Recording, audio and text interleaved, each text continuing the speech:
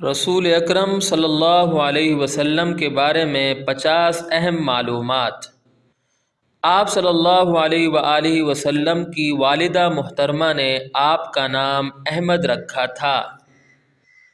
آپ صلی اللہ علیہ وسلم کے والد ماجد کی وفات مدینہ منورہ میں ہوئی۔ آپ صلی اللہ علیہ وسلم کے والد ماجد نے 25 برس کی عمر میں وفات پائی۔ شام کے پہلے سفر کے وقت آپ صلی اللہ علیہ وآلہ وسلم کی عمر مبارک 12 برس تھی۔ جنگ فجار کے وقت آپ صلی اللہ علیہ وآلہ وسلم کی عمر مبارک 15 برس تھی۔ شام کے دوسرے سفر کے وقت آپ صلی اللہ علیہ وآلہ وسلم کی عمر مبارک 25 سال تھی۔ ملک شام کی تجارت میں آپ صلی اللہ علیہ وآلہ وسلم کے ساتھ سیدتنا خدیجۃ الکبریٰ رضی اللہ تعالی عنہا کا جو غلام گئے تھے ان کا نام میسرہ تھا۔ آپ صلی اللہ علیہ وآلہ وسلم نے ام المومنین سیدتنا خدیجہ رضی اللہ تعالی عنہا کو مہر میں 20 اونٹ دیے تھے۔ آپ صلی اللہ علیہ وآلہ وسلم کے سب سے پہلے بیٹے کا نام قاسم تھا۔ آپ صلی اللہ علیہ وآلہ وسلم کے دوسرے بیٹے کا نام عبداللہ اور لقب طیب اور طاہر تھا۔ حجر اسود کی تنصیب کے وقت آپ صلی اللہ علیہ وسلم کی عمر مبارک 35 سال تھی۔ آپ صلی اللہ علیہ وآلہ وسلم پر سب سے پہلے سورۃ العلق کی ابتدائی 5 آیتیں نازل ہوئیں۔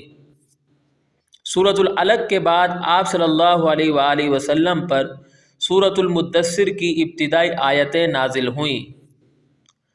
آپ صلی اللہ علیہ وآلہ وسلم نے مکہ مکرمہ میں تقریباً 13 سال تک دعوت و تبلیغ کا کام کیا۔ آپ صلی اللہ علیہ وآلہ وسلم کی مدنی زندگی 12 سال پر محیط ہے۔ جب آپ صلی اللہ علیہ وآلہ وسلم نے کھلم کھلا تبلیغ شروع کی تو سب سے پہلے آپ کے چچا ابو لہب عبد العزیٰ نے آپ کی مخالفت کی۔ آپ صلی اللہ علیہ وآلہ وسلم نے سب سے پہلے کوہ صفا پر چڑھ کر اسلام کی طرف بلایا۔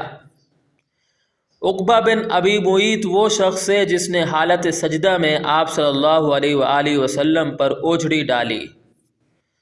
سیدتنا فاطمہ رضی اللہ تعالی عنہا نے اس اوجھڑی کو آپ صلی اللہ علیہ وآلہ وسلم کی پیٹھ سے اس اوجھڑی کو ہٹایا۔ بعثت کے 7ویں سال آپ صلی اللہ علیہ وسلم کے خاندان کا بائیکاٹ کیا گیا۔ بائیکاٹ کے نتیجے میں آپ صلی اللہ علیہ وسلم مع خاندان 3 سال تک شیب ابی طالب میں رہے۔ نبوت کا 10واں سال عام الحزن یعنی غم کا سال کہلاتا ہے۔ عام الحزن میں حضرت ابو طالب اور سیدتنا خدیجۃ الکبریٰ رضی اللہ تعالی عنہا کا انتقال ہوا تھا۔ آپ صلی اللہ علیہ وآلہ وسلم دعوت و تبلیغ کے لیے طائف میں نبوت کے 10ویں سال شوال کے مہینے میں تشریف لے گئے۔ طائف کے سفر کے دوران آپ صلی اللہ علیہ وآلہ وسلم کے ساتھ حضرت زید بن حارثہ رضی اللہ تعالی عنہ تھے۔ آپ صلی اللہ علیہ وآلہ وسلم طائف میں 10 دن رہے۔ معراج میں آپ صلی اللہ علیہ وآلہ وسلم کو 5 وقت کی فرض نمازیں تحفے میں عطا کی گئی۔ پہلی بیعت عقبہ نبوت کے 12ویں سال ذی الحجہ کے مہینے میں ہوئی۔ دوسری بیعت عقبہ نبوت کے 13ویں سال حج کے موسم میں ہوئی۔ آپ صلی اللہ علیہ وآلہ وسلم نے نبوت کے 14ویں سال 27 صفر کو ہجرت فرمائی۔ آپ صلی اللہ علیہ وآلہ وسلم ہجرت کے وقت سیدنا علی رضی اللہ تعالی عنہ کو اپنے بستر پر سلا کر گئے۔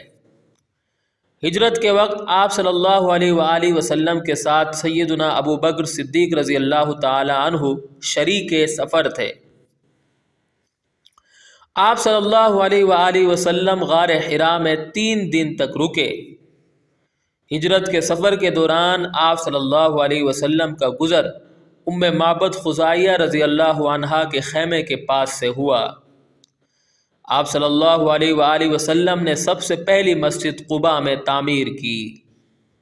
مدینہ منورہ میں آپ صلی اللہ علیہ وسلم کا قیام حضرت ابو ایوب انصاری رضی اللہ تعالی عنہ کے گھر پر ہوا۔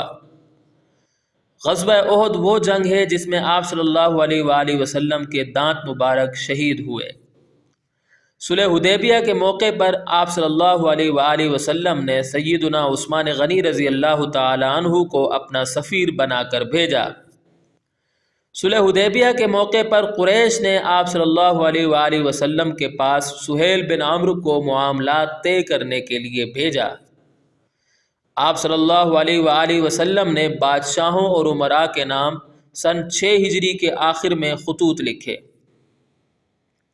خیبر کی فتح کے بعد آپ صلی اللہ علیہ وآلہ وسلم کو بکری کا زہر آلود گوشت سلام بن مشکم کی بیوی زینب بنت حارث نے کھلایا تھا۔ فتح مکہ کے بعد آپ صلی اللہ علیہ وسلم نے کعبے کی کنجی حضرت عثمان بن طلحہ رضی اللہ تعالی عنہ کو سونپی۔ فتح مکہ کے بعد آپ صلی اللہ علیہ وآلہ وسلم نے 19 روز مکہ میں قیام فرمایا۔ عزا کا بت ڈھانے کے لیے آپ صلی اللہ علیہ وسلم نے حضرت خالد بن ولید رضی اللہ تعالی عنہ کی معیت میں 30 سواروں کو بھیجا۔ سوا نامی بت کو ڈھانے کے لیے آپ صلی اللہ علیہ وسلم نے حضرت عمرو بن عاص کو بھیجا۔ بنا نامی بت کو ڈھانے کے لیے آپ صلی اللہ علیہ وسلم نے حضرت سعد بن زید اشہلی رضی اللہ تعالی عنہ کو 20 سوار دے کر بھیجا۔ آپ صلی اللہ علیہ وسلم نے سن 9 ہجری میں حضرت ابو بکر رضی اللہ تعالی عنہ کو مناسک حج قائم کرنے کی غرض سے امیر الحج بنا کر روانہ فرمایا۔ آپ صلی اللہ علیہ وسلم نے حجۃ الوداع سن 10 ہجری میں ادا کیا۔